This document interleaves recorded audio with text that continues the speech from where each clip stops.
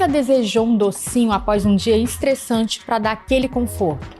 Se você já se perguntou por que isso acontece e por que nossos desejos alimentares vão além da simples necessidade de saciar a fome, este programa é para você. Embora todos estejamos familiarizados com a fome física, existe uma variedade de tipos de fome. Você sabia?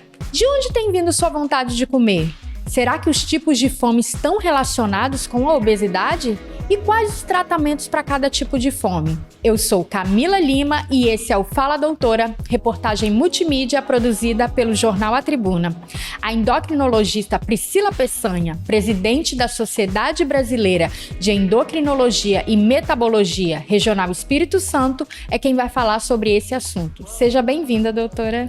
Obrigada, Camila. Um prazer estar aqui com vocês. Eu acho que a gente podia começar explicando se fome e apetite são a mesma coisa. Pois é, fome e apetite são a mesma coisa. Assim, quando a gente vai no termo fome e apetite, eles significam vontade de comer, né? O que varia é que tipo de apetite, que tipo de fome é essa. Mas, se a gente parar para olhar no pé da palavra, eles significam a mesma coisa. E quais são os diferentes tipos de fome, além da fome física, que a gente conhece, né? A fome fisiológica. Pois é, a fome física ou a fome fisiológica é aquela que a gente está mais acostumado. É aquela que a gente passa, às vezes, um tempinho sem comer e o nosso organismo entende que já está na hora de comer. Nós temos vários mecanismos de defesa mesmo do nosso organismo e que falam, tá na hora de comer, né? Vamos comer. O estômago às vezes reclama, o cérebro reclama.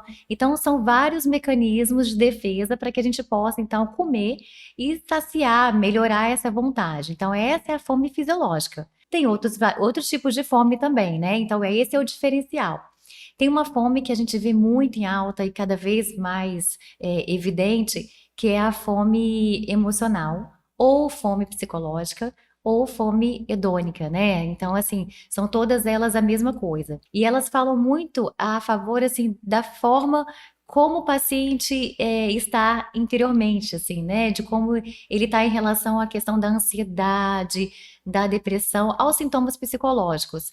E aí a fome é realmente ligada a essa questão emocional, diferente da fisiológica que a gente acabou de explicar. Então seria fome fisiológica e fome emocional. Sim, a fome fisiológica, a fome emocional, e a gente também pode falar aqui um pouquinho da fome da saciedade, né? Porque algumas pessoas comem até se sentir totalmente satisfeitos, então tem essa coisa de procurar a saciedade máxima, além do que o seu organismo pode estar comendo, e a compulsão também, que não deixa de ser um outro braço dessa fome. E como que eu posso saber se eu estou experimentando a fome emocional? Essa fome emocional a gente vê muito pelos sintomas e pelo que ele procura na hora dessa compensação dos sintomas.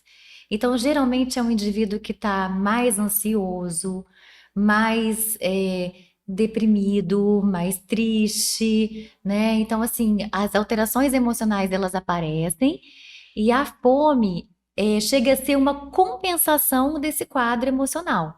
Então, a gente costuma ver pelo estado emocional e também pelo que ele procura. Por quê, Camila? Porque a predileção dessas pessoas é pelo carboidrato. E não são os carboidratos complexos, né? São os carboidratos simples mesmo, os carboidratos dos açúcares, né? Açúcar, as massas brancas. Por quê? Porque esses carboidratos dão para essas pessoas uma sensação boa, né? Uma sensação endorfinoide, de conforto. Então, ele tem a emoção e ele vai para a comida, vai para a fome, descontar esse emocional. Tem uma estratégia para a gente lidar com essa fome emocional?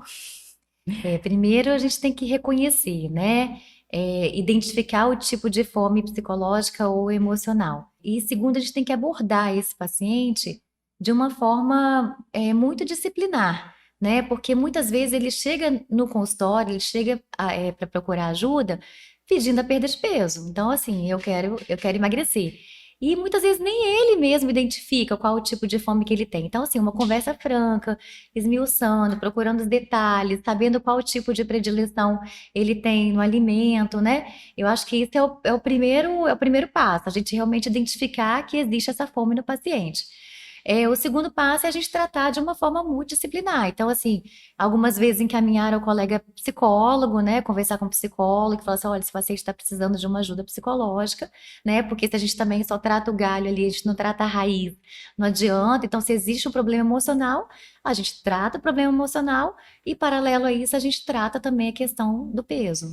A Maria Simone mandou uma pergunta pra gente assim: aquela dor que a gente costuma sentir na barriga é um sinal da fome fisiológica?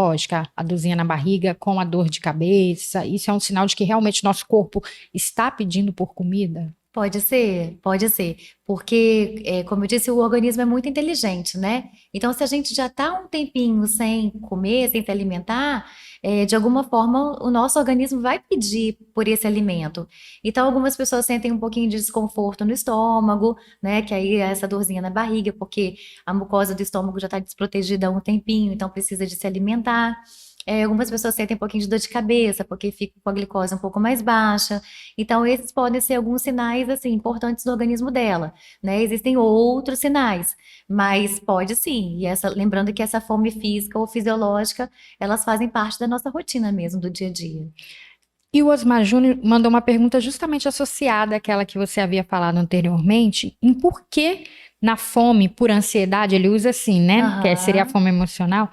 Não temos vontade de comer comida, mas sim besteiras. Ele, por exemplo, falou: dá vontade de comer um hambúrguer, uma pizza, assim, quando estou estressado, ansioso. Então, ele descreveu super bem essa fome psicológica ou emocional, porque é exatamente isso que acontece. A predileção é mais por alimentos gostosos, assim. Então, a pessoa tem a questão emocional e ela quer comer coisas que deixem ela feliz, né? Que deixem ela satisfeita, que libere essa endorfina. Então, ninguém come salada na fome psicológica, né? Ninguém acha que um pedaço de rúcula ali, que uma salada de rúcula com tomate, com alface, vai dar uma satisfação. Então é aquela questão, eu mereço, eu quero. Então, uma forma de compensar a minha tristeza é comendo. Então a procura maior é por besteiras, né? Por carboidrato, justamente por causa dessa compensação. E aí, para esses tipos de fome, para cada tipo, há um tratamento? Se eu tenho a fome emocional, a fome da. Quais que seriam esses tratamentos? Isso que é muito legal assim na medicina, né? Porque a gente consegue tratar cada paciente de forma individual e os tratamentos para obesidade que a gente tem tido agora nos últimos anos, graças a Deus, assim, a gente tem conseguido manejar de acordo com o perfil fenotípico de cada paciente. E esse perfil fenotípico é justamente entendendo o que cada paciente tem em relação à fome. Então, por exemplo, para a fome emocional, a gente tem algumas ferramentas de medicação, como, por exemplo, naltrexona, bupropiona, topiramato, que podem ser usadas para controlar o emocional desse paciente e, consequentemente, ter uma resposta melhor nessa questão da emoção. Para a fome da saciedade, né, assim, para a gente poder, na verdade, dar saciedade ao paciente, muita gente ouviu falar das canetinhas, né? Então, essa classe de medicação das canetas, ela pega muito essa questão da saciedade.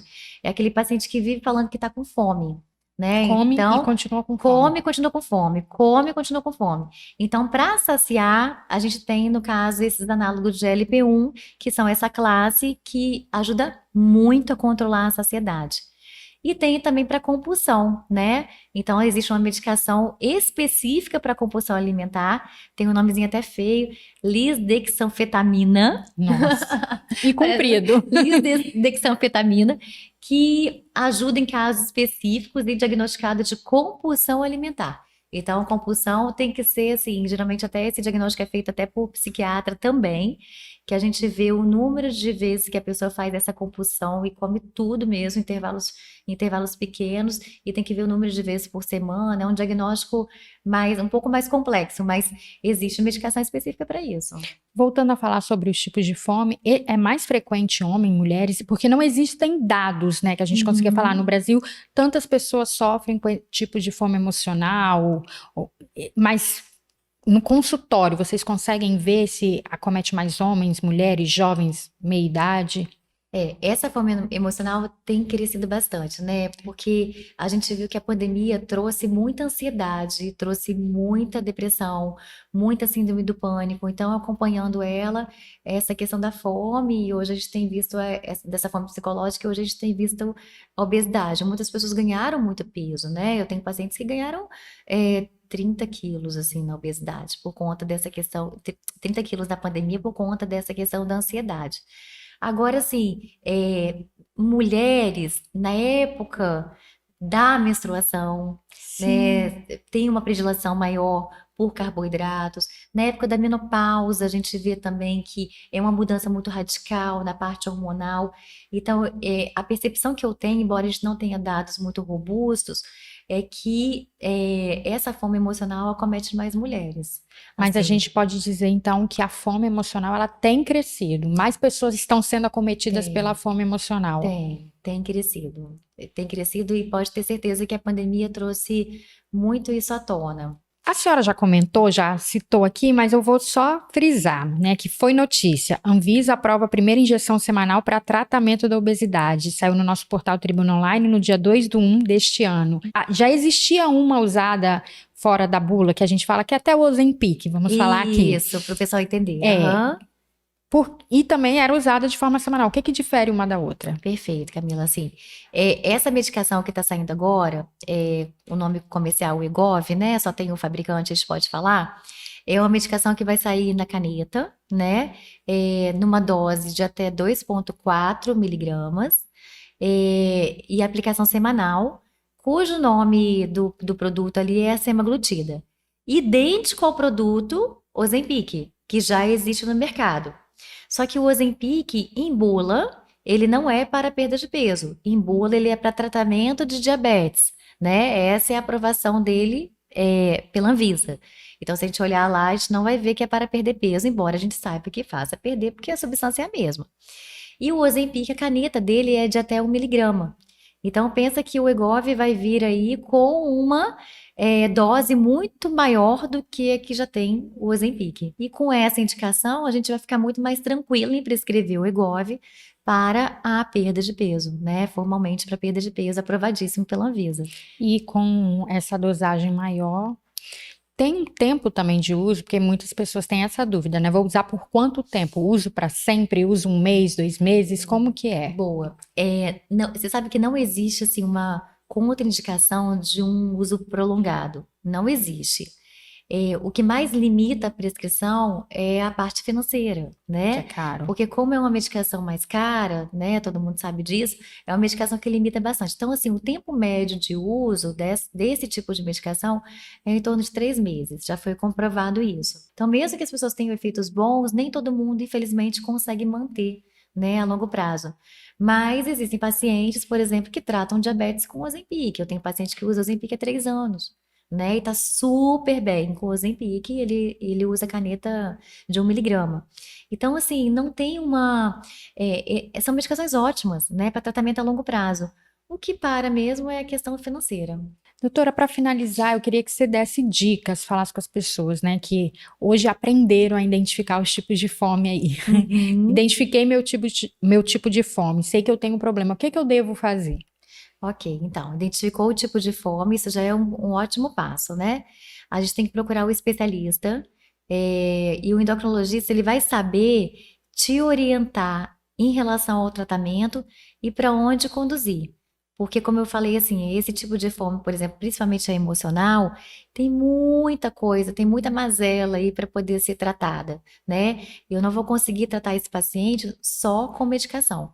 Eu posso usar a maior dose dessa medicação nova aí, da bupropiona com a naltrexona, que se eu não tratar essa questão emocional, né, que está lá ali embaixo do tapete, né, ele vai continuar com essa ferida aí aberta e vai continuar ainda comendo, compensando. Na hora que parar a medicação, vai voltar a ganhar peso. Então, é tratar na raiz. Então, tem que identificar, procurar um especialista, né, para ver qual é o tipo específico de tratamento medicamentoso e para quem deve ser encaminhado, ou seja, para poder conduzir de forma correta esse tratamento. Então tá bom, doutora, muito obrigada pela sua participação, por ter vindo ao Obrigada. estúdio conversar com a gente sobre esse assunto. Espero que a gente consiga ajudar muitas pessoas. Eu espero que sim. Obrigada pela disposição. Esse foi o Fala Doutora, e essa entrevista está disponível no Jornal Impresso de A Tribuna, no portal Tribuna Online, no nosso canal do YouTube e nos principais tocadores de podcast.